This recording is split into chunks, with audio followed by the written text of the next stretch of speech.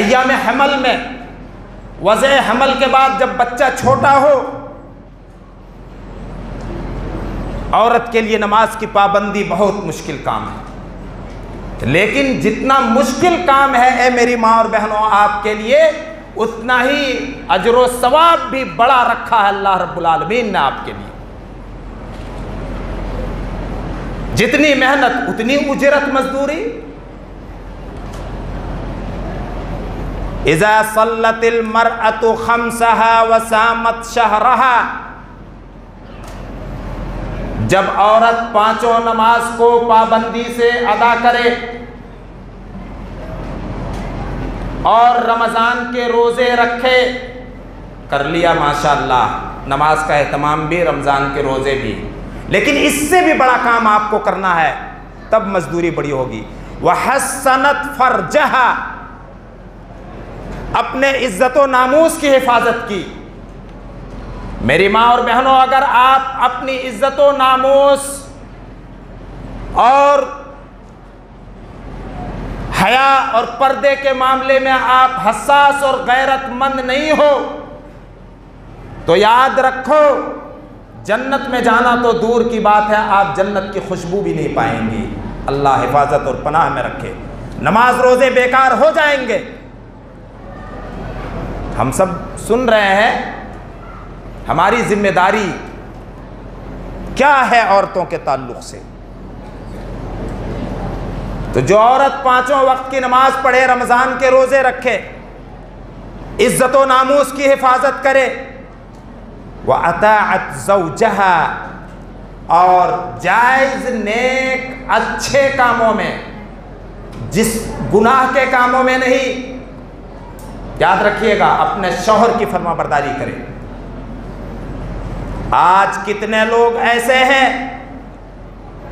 जो नाजायज कामों में बीवी से अपनी बात मनवाना चाहते हैं। आज कितने दारूड़िए ऐसे हैं जो नशे में धत अपनी बीवी के साथ या अपनी बीवी से वो बातें मनवाना चाहते हैं जिसमें अल्लाह की नाफरमानी है। नहीं मानेगी ऐसी बातों को।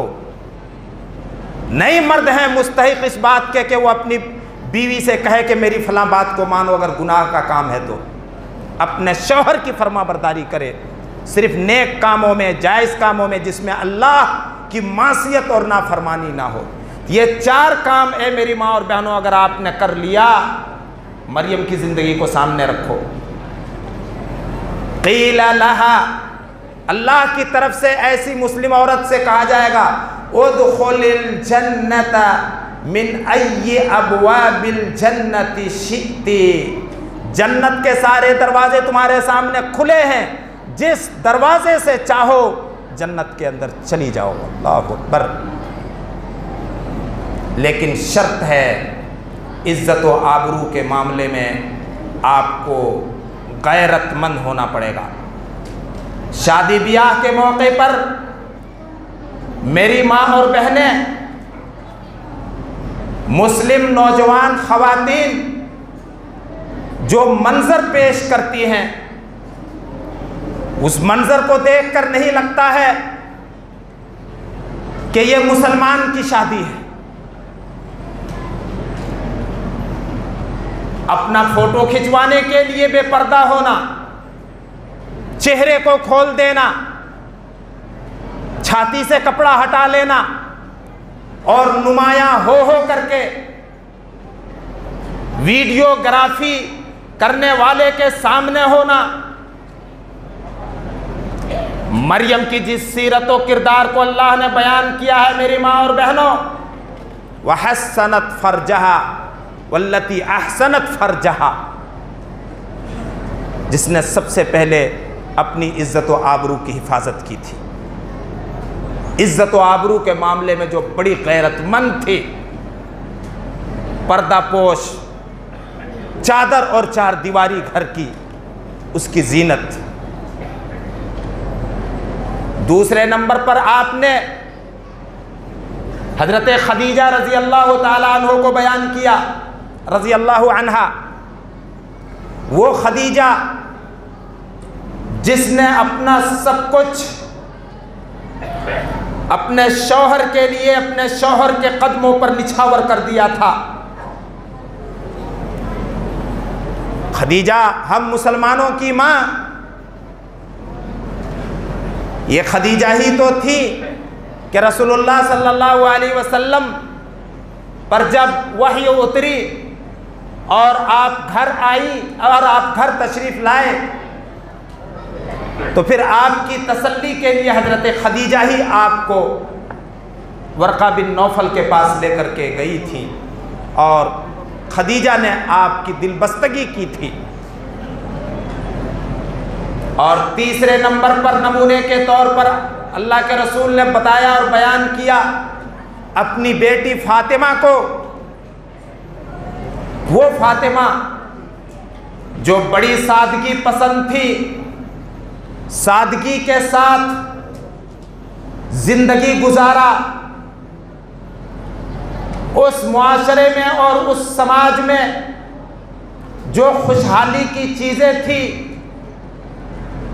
वो मुसलमानों के दूसरे घरों में दस्तयाब थी, लेकिन हजरत फातिमा के घर में नहीं। यही फातिमा तो है जो अपने अब्बा जान जनाब मोहम्मद रसूलुल्लाह की खिदमत में एक खादिम का मुतालबा भिजवाया था, तो आपने फिर तस्बीह फातिमी की तालीम दी थी। आज औरतें बड़ी नाजुक मिजाज हो चुकी हैं, दुनिया की रंगीनियां और दुनिया की पुरफरेब तहजीब मेरी माँ और बहनों आपको धोखा ना देने पाए। खदीजा की सीरत, खदीजा फातिमा की सीरत और फातिमा के लाइफ को और सादगी पसंद को सामने रखो। हम मर्दों में भी ये चीज़ बहुत सरायत कर चुकी है। आज लग्जरी लाइफ के नारे ने कुछ आसानियां पैदा ज़रूर कर दी हैं ज़िंदगी में, लेकिन दिली सुकून और दिल का इत्मीनान छीन लिया है। इसका कोई इनकार नहीं कर पाएगा। चौथे नंबर पर आपने आसिया फिरऔन की बीवी को करार दिया। वो फिरऔन की बीवी जिसके ईमान और अमल को और ईमान पर साबित कदमी को और इस्तिकामत को, किसके मुकाबले में इस्तिकामत, किसके मुकाबले में ईमान पर साबित कदमी? फिरौन के मुकाबले में। एक औरत ने जब ईमान का मजा चाहे मर्द हो या औरत चख लेता है और ईमान जागुज़ी हो जाता है, दिल में पैवस्त हो जाता है, तो फिर एक औरत भी ईमान की ताकत की वजह से, तौहीद की ताकत की वजह से बड़ी सी बड़ी ताकत को मात दे देती है। फिरऔन की बीवी आसिया रज़ी अल्लाहु अन्हा ने फिरऔन के मुकाबले में इस्तिकामत इख्तियार किया था, ईमान पर साबित कदमी दिखाई थी और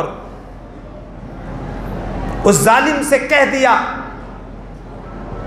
तुम्हें जो कुछ करना हो करो, लेकिन अब मेरी दरख्वास्त, मेरी इल्तिजा मेरे रब से है। रब्बिब्न ली इंदका बैतन फिल जन्नह व नज्जिनी मिन फिरऔन व अमली व नज्जिनी मिनल कौमिज़ ज़ालिमीन। क्या मेरे रब, अब ये फिरऔन की कोठी, हवेली, बंगला, जहाँ ज़िंदगी गुजारने की सारी सुविधाएं और आसाइशें आला दर्जे की और टॉप क्लास की हैं, लेकिन अब मुझे ये फिरऔन का बंगला नहीं चाहिए, फिरऔन की कोठी नहीं चाहिए। जन्नत में मेरे लिए एक घर बना और मुझको फिरऔन से और उसके बुरे किरदार से और जालिम कौम से बचा ले। ये 4 नमूने अल्लाह के रसूल सल्लल्लाहु अलैहि वसल्लम ने मुस्लिम ख़वातीन के लिए बयान किए हैं। वक्त तंग हो रहा है। सूरह अहज़ाब में 22वें पारे के बिल्कुल शुरू में तरबियत के लिए, घरेलू माहौल को दीनी माहौल बनाने के लिए अल्लाह ताला ने नबी अकरम सल्लल्लाहु अलैहि वसल्लम की बीवियों को कुछ हिदायत दी हैं। औरतें अपने आप को फितना ना बनाएं और अपनी और सारे मोमिनों की माँ उम्महातुल मोमिनीन की ज़िंदगी और सीरत को सामने रखकर अल्लाह ताला ने जो हिदायत दी हैं उस पर अमल पैरा हूँ। अल्लाह रब्बुल आलमीन ने सबसे पहली हिदायत ये दी कि नबी की बीवियों, तुम सब आम औरतों की तरह नहीं हो। अगर तुम्हारे दिल में अल्लाह का खौफ है, तकवा है, परहेजगारी है, अपनी इज्जत व आबरू प्यारी है, तो किसी गैर से लचकदार अंदाज में बेपर्दा होकर मुस्कुराते हुए ज़रूरत से ज़्यादा लचीले अंदाज में बातचीत न करो। अगर ज़रूरत पड़ गई गैर से बात करने की तो अगर ऐसा करोगी तो जिसके दिल में रोग है, जिसका मन पापी है, जिसको दूसरी बहू बेटियों की इज्जत का ख्याल नहीं, वो बुरा ख्याल करेगा और वो सोच सकता है कि यहाँ हमारा कुछ काम बन सकता है। ऐसा ना करो। सबसे पहले बातचीत का सलीका सीखो। वक़ुल्ना क़ौलन मारूफ़ा, दस्तूर के मुताबिक बात करो, बस ज़रूरत भर पर्दे में रहकर, अगर ज़रूरत पड़ जाए तो। ये पहली हिदायत थी। और दूसरी हिदायत, तुम्हारा मकाम ये नहीं कि तुम घर से बाहर फिरा करो, अपने घरों के अंदर करार से रहो। और अगर घर से बाहर जा रही हो तो सबसे पहली हिदायत तो ये है कि बनाओ सिंगार करके, खुशबू लगा करके ना निकलो, बल्कि अपने तमाम काबिले छुपा कर रखने वाली चीज़ों को छुपा करके निकलो। वला तबर्रजना तबर्रुजल जाहिलियतिल ऊला, जैसे ज़माने जाहिलियत में अपने हुस्न, अपने जमाल और अपनी खूबसूरती को नुमायां करके, जाहिर करके औरतें निकला करती थी इस्लाम से पहले। ऐसा ना करो। और नमाज की पाबंदी करो, ज़कात दो, अल्लाह और उसके रसूल की फरमा बरदारी करो। इन हिदायत के ज़रिए अल्लाह ताला यही चाहता है कि तुम सबको अखलाकी कमज़ोरियों से पाको साफ कर दे, तुम्हारे घरों को भी पाको साफ कर दे। इन्हीं हिदायत पर अमल करने में मुसलमानों के घरानों की और मुस्लिम ख़वातीन की ज़िंदगी की पाकिज़गी है मेरे भाई और दोस्तों। वज़्कुरन मा युतला फ़ी बुयूतिकुन्न मिन आयातिल्लाहि वल हिक्मा। और ए नबी की बीवियों, तुम्हारे घरों में अल्लाह की जो आयतें कुरान करीम पढ़ी जाती हैं और जो हिकमत नबी की सुन्नत पढ़ी जाती है, उसको याद करो। ये तुम्हारा काम है, औरतों का ये दायरे अमल है। और अगर तुम्हें घर से बाहर जाने की ज़रूरत पड़ जाए तो फिर ए नबी, आप कह दीजिए अपनी बीवियों से, अपनी बेटियों से और मुसलमानों की आम औरतों से, युदनीना अलैहिन्ना मिन जलाबीबिहिन्ना, कि वो अपने पूरे शरीर को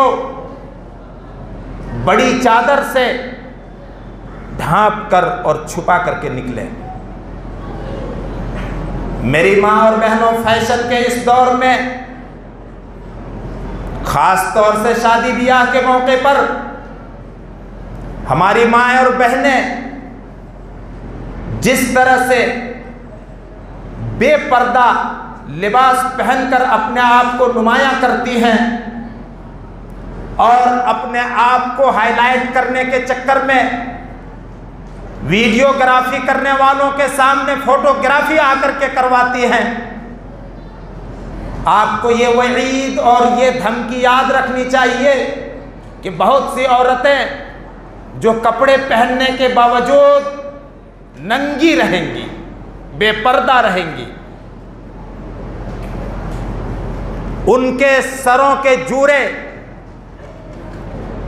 बुख्ती ऊंट के सर की तरफ एक तरफ झुके होंगे, बनाओ सिंगार नुमाया करके। आज देखिए बुर्के के अंदर औरतों का ये क्या हाल होता है। आपने लिबास भी पहना, पैसे भी खर्च किए,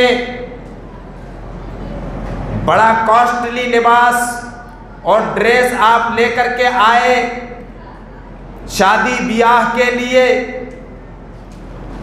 लेकिन कहीं आप वो लिबास पहन करके नंगी तो नहीं हैं। अगर आप नंगी हैं, अल्लाह पनाह और हिफाजत में रखे, तो आप जन्नत की बू भी नहीं पाएंगे। आप जन्नत की बू नहीं पाएंगी, जन्नत में जाना तो दूर की बात है। मेरे भाई और दोस्तों, ज़माना बड़ी तेज़ी से बदल रहा है। नई तहजीब बड़े होशियारी के साथ मुस्लिम ख़वातीन को अपना शिकार बना रही है। इस्लाम यकीनन पढ़ने और तालीम हासिल करने की इजाज़त देता है, लेकिन इज़्ज़त व आबरू की हिफाजत और बका के साथ। अगर इज़्ज़त व आबरू महफूज और बाकी न रहे तो फिर वो तालीम हमारे लिए, हमारी तहजीब के लिए, मुस्लिम सोसाइटी के लिए बाइस हलाकत होगी। नबी अकरम सल्लल्लाहु अलैहि वसल्लम ने ऐलान फरमाया, आजकल के लफ्ज़ों में ये नारा लगाया इस्लाम ने, बेटियों को जिसने पढ़ाया लिखाया, व अद्दबहुन्ना, और इस्लामी कल्चर और इस्लामी तहजीब और इस्लामी अदब का गहना पहनाया, व अहसन सुहबतहुन्ना, और उनके साथ अच्छा सलूक किया, उनकी सोहबत व संगत को बेहतर से बेहतर बनाया।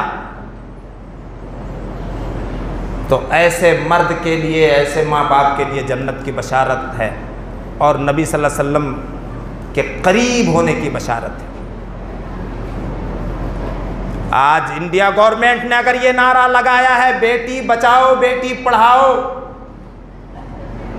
तो आप ये नहीं समझें कि हुकूमत ने बहुत बड़ा काम कर दिया। इस्लाम ने मक्का ही के दौर में ये नारा लगाया था, व इज़ल मौऊदतु सुइलत बिअय्यि ज़ंबिन क़ुतिलत। आज हुकूमत को नारा लगाने की क्यों ज़रूरत पड़ रही है कि बेटी बचाओ? आज लोग कोख के अंदर ही बेटी को मरवा देते हैं, कोख के अंदर। माअज़ल्लाह अस्तग़फ़िरुल्लाह। इस्लाम ने इंसानी जान की हिफाजत की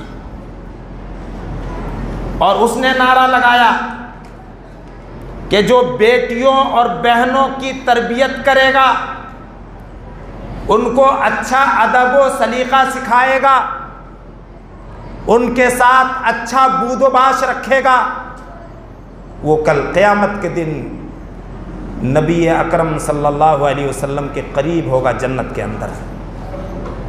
बातें बहुत हैं इस मौजू की, नई तहजीब, नए कल्चर की रंगीनी और पुरफरेबी को हम थोड़ा समझें। बच्चियों की तालीम के लिए हमें हसास होने की ज़रूरत है। तालीम गाह तक आप खुद छोड़ें, तालीम गाह से लेकर के आएँ खुद। कोचिंग सेंटर, ट्यूशन सेंटर में आप तन्हा ना जाने दें। उस इदारे से बचें जिसमें लड़के और लड़कियों का मिला जुला निज़ाम और सिस्टम है। आज मुल्क में बड़ी प्लानिंग के साथ मुस्लिम बच्चियों का शिकार किया जा रहा तालीम के नाम पर।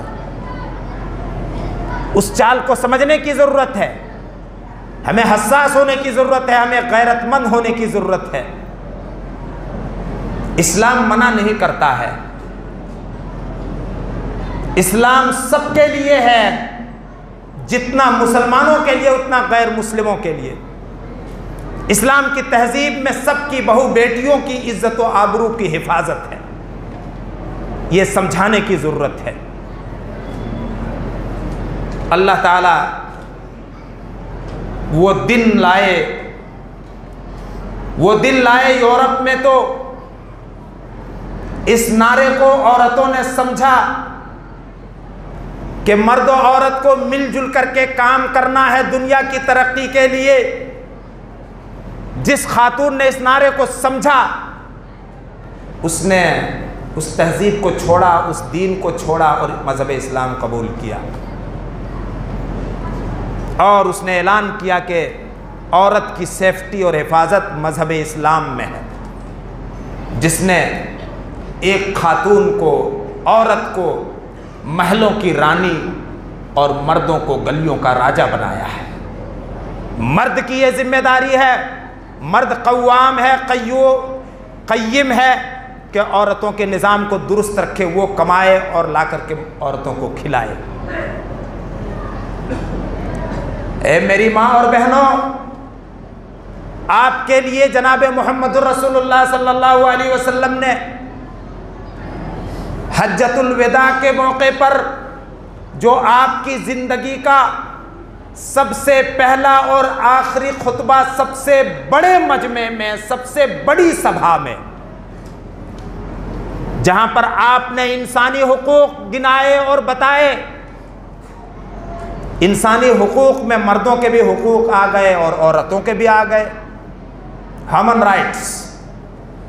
वहाँ पर आपने अलग करके औरतों के हुकूक को बताया और मर्दों को आगाह किया, इत्तकुल्लाह फिन्निसा, ए मर्दों, ए मुसलमानों, ए मेरे रुफ़क़ाए हज, जो उस वक्त हज में आपके साथी थे, अल्लाह से डरना औरतों के बारे में। अल्लाह अकबर, अल्लाह से डरना औरतों के बारे में। इन्नकुम अखज़्तुमूहुन्न बिअमानिल्लाह, अल्लाह को गारंटर बनाकर, अल्लाह की ज़मानत पर अल्लाह को तुमने गारंटर बनाकर उनको, यानी औरतों को तुमने अपनी बीवी बनाया है, उनको अपनाया है।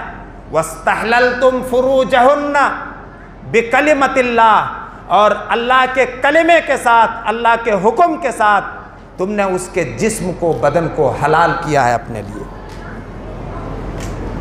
मेरे भाई और दोस्तों, जो कुछ सही और दुरुस्त बातें थीं वो अल्लाह की तरफ से, अल्लाह की मदद से, और जो बातें अगर गलत आ गई या गैर मुनासिब आ गई तो शैतान की तरफ से या मेरे नफ्स की तरफ से। जो कुछ समझा उस पर अमल कीजिए। अल्लाह ताला तौफीक दे। अज़ान का वक्त हो चुका है, 4:25 पर इंशाअल्लाह ताला जमात हो जाएगी।